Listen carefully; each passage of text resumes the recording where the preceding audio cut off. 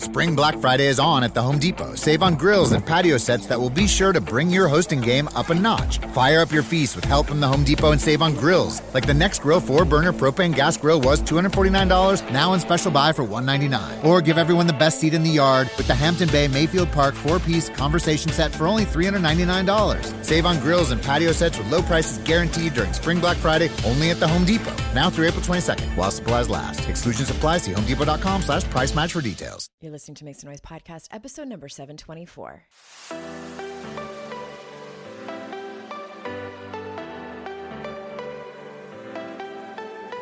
Welcome to Make Some Noise Podcast, your guide for strategies, tools, and insight to empower yourself. I'm your host, Andrea Owen, global speaker, entrepreneur, life coach since 2007, and author of 3 books that have been translated into 18 languages and are available in 22 countries. Each week, I'll bring you a guest or a lesson that will help you maximize unshakable confidence, master resilience, and make some noise in your life. You ready? Let's go.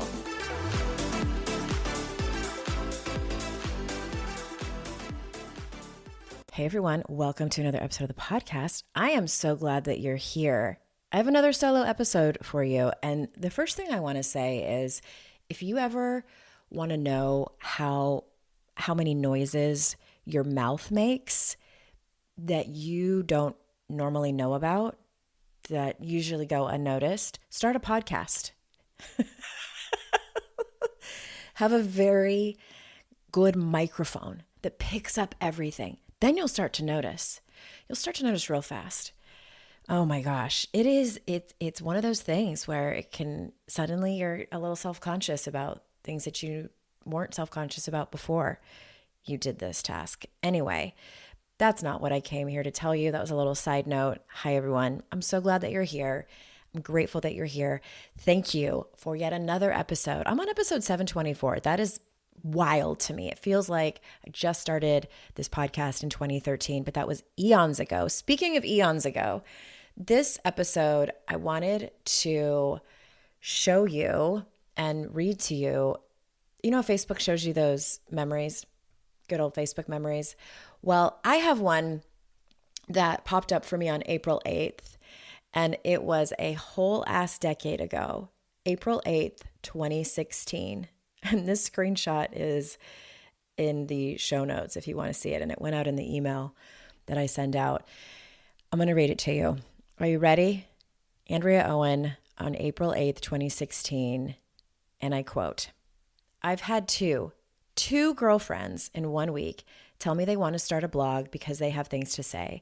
Both of them admitted fear of what others might say or think. And then this part's in all caps. You guys, start a blog if you feel called to do so. Write. Please write. And then we go back to regular caps. There will be people that disagree with what you have to say. There may eventually be haters. There will be fear and excitement and bewilderment and questioning and joy and disappointment. But if you don't ever start, I can guarantee all you will feel is regret. Do it for your own healing. Do it for your own entertainment. Do it because the universe has given you the gift of a beautiful mind and spirit that is asking you to expand. Do it because you can. If you wait until you're a good writer or brave enough, or when you don't care what other people think, you'll be waiting forever. And I get that old beliefs run deep. We as women aren't necessarily taught to speak up, to stand up for what we believe in, to give an opinion freely. So when you do this, know you are setting an example for women everywhere, and that courage is contagious. Some people may argue, but I don't have time.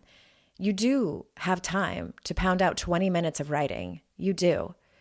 Both of the friends I mentioned are mamas of small children. This is ever so important to show our children the importance of creativity, of using your voice, of being resilient in the face of fear, and of being brave and afraid at the same time. Again, all caps. Your words have power. You either use the power for yourself or you use the power of the words of the fear voice to run the show. Your choice. End quote. There aren't really that many things I love about Facebook these days, but Facebook memories is one of them. No, I don't like seeing memories that kind of break my heart, but those are few and far between. I love seeing the things that I used to say on the internet because many times I still believe exactly what I'm saying, if not even more so. And other times I disagree with what I'm saying. There's only one thing that I would change in this particular post, and I'm going to tell you that in just a second. But for the most part, it all still holds true. 10 years ago, there I was urging women just like you to write before they're ready about the here and now. And now, a decade later, I'm still making that same case. And things have changed. I think that things have gotten even more urgent. In my opinion, things have gotten more urgent in terms of women using their voices. But I also want to acknowledge that the fear of judgment is still very sticky. And not just that, there are women out there where if they speak up, they will legitimately be unsafe. They will put themselves in an unsafe position. So I always want to acknowledge that. But it's all worth naming out loud, I think, because the resistance for the most part hasn't changed with people who feel called to write but don't. The one thing that I think that has changed in terms of what I named in that post is that I called it old beliefs.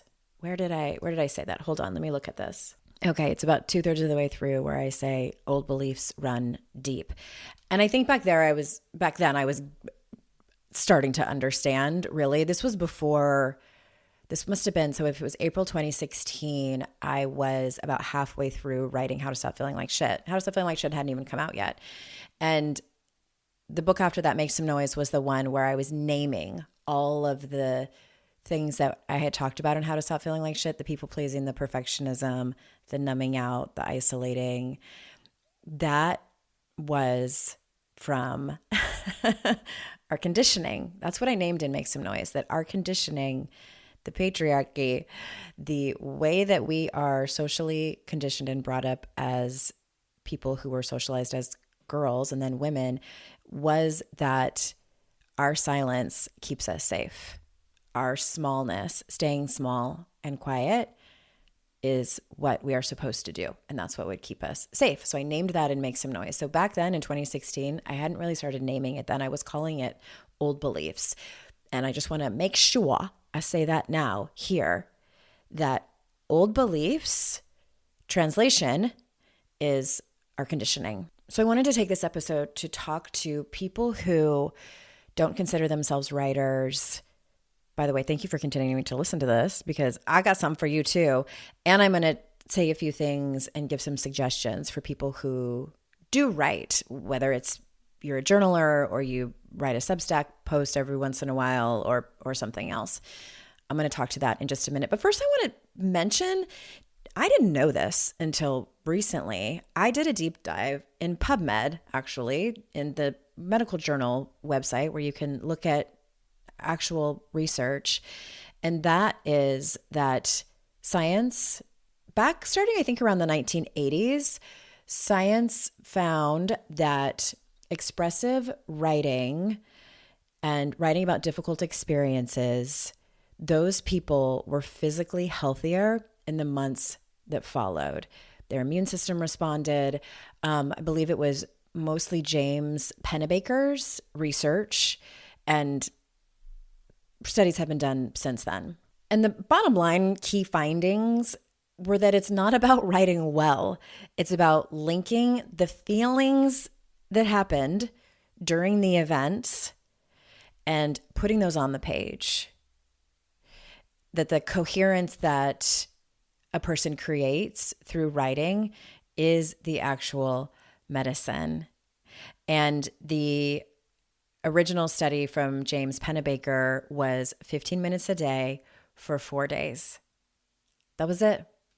That's what the subjects did in the study, 15 minutes a day for 4 days. Those people were healthier. So that's why in last week's episode, remember when I said things I wanted to tell you on my 51st birthday, And I said, plant medicine, astrology, and writing are all you need for healing. That may have been a sweeping generalization, but I talked about writing then, and I'm talking about it again. All right, so first I'm going to talk to people who have been mostly talking themselves out of writing, who don't. You might even do other art things, but you don't write. Here is my recommendation on how to start. Even if you don't have to commit long term, but just here's how to start. Start with what's your truth, not what you think is going to sound good. Some people feel like they have to have a good enough topic. No. Start with what feels true for you. You don't need a blog or a Substack or a niche or a brand or anything like that. You can open the notes app on your phone or get out a piece of paper or go to Home Goods and buy yourself a pretty journal and finish a sentence like the following. The thing I haven't said out loud is, and fill in the blank. The conversation that I need to have with blank is about blank, and finish that. Or you could even use the prompt, the thing I am afraid to admit to myself is. Okay, that's where I would want you to start. 15 to 20 minutes, no editing. I don't even want you to go back and reread it, because then you might be judging yourself. 15 minutes a day, that's it. The point really isn't even output, it's release. If you could make that your intention, just release some words. That's all I'm going to do. I'm going to set some words free. That's it. That's your intention.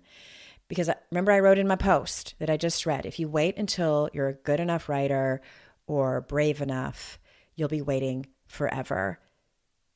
That's still the whole thing, because perfectionism is just fear with better grammar and more letters.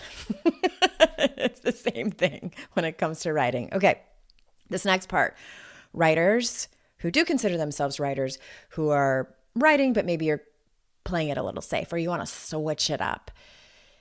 Here you go. I would love for you to ask yourself, what's the piece of writing you keep starting and not finishing?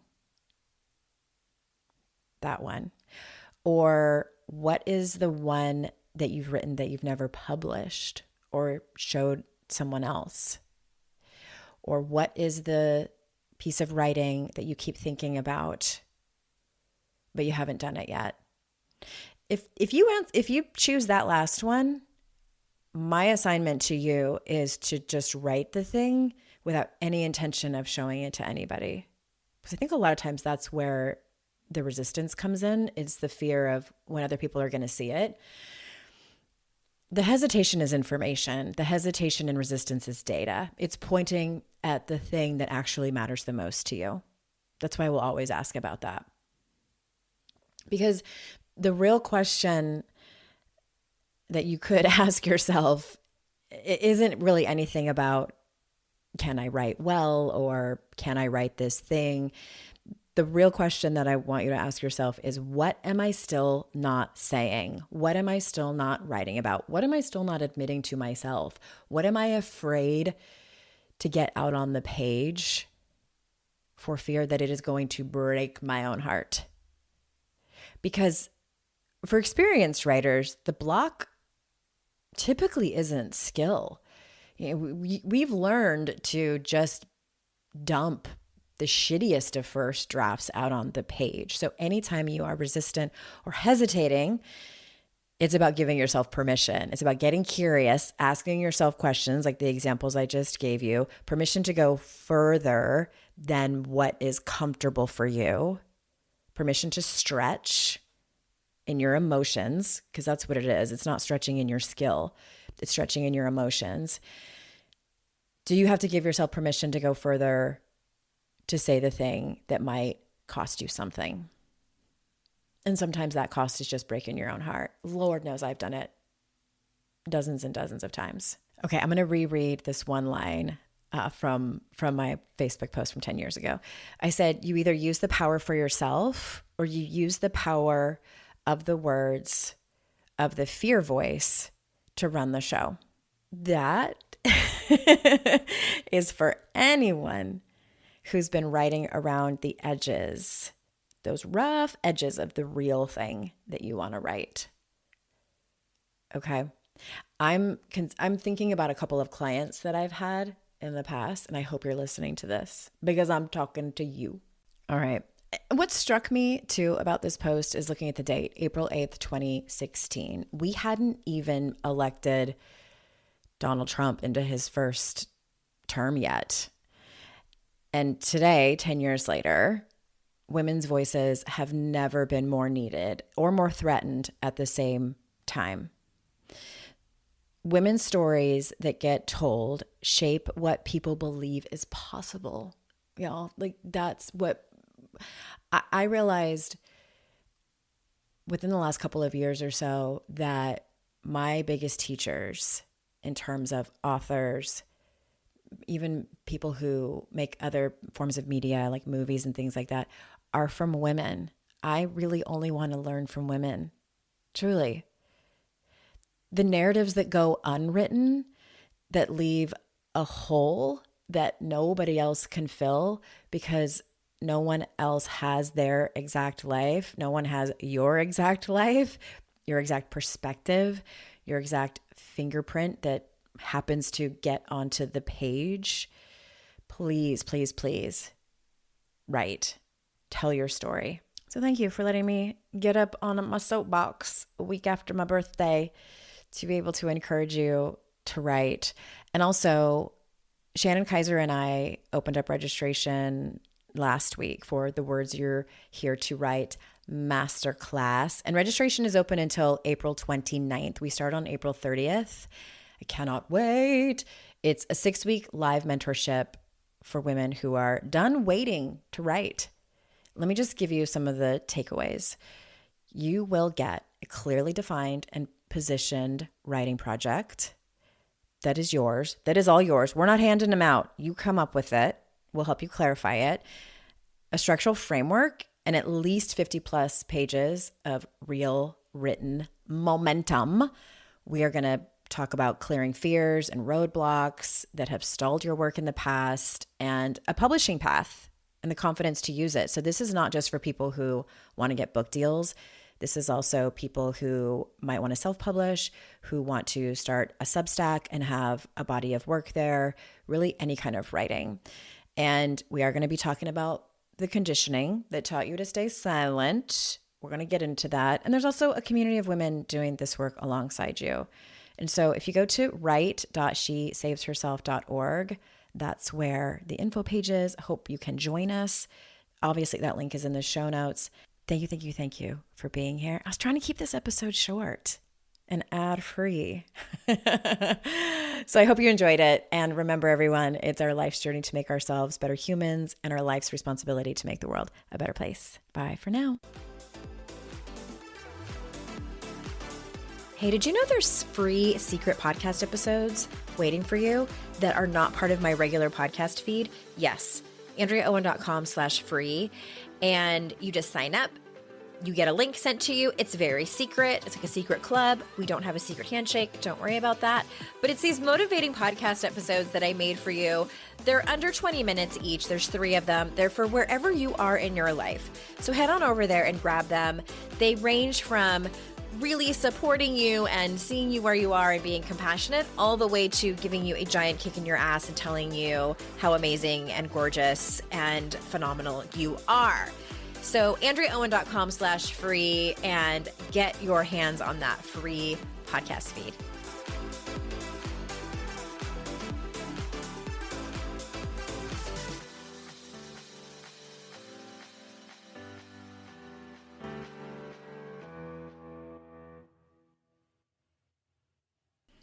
Putting off replacing your window treatments because you think it's complicated? At Blinds.com, we spent 30 years proving it doesn't have to be. And right now, our Spring Black Friday sale makes it easier than ever. Whether you want to DIY it or have a pro to handle everything from measure to install, we've got you.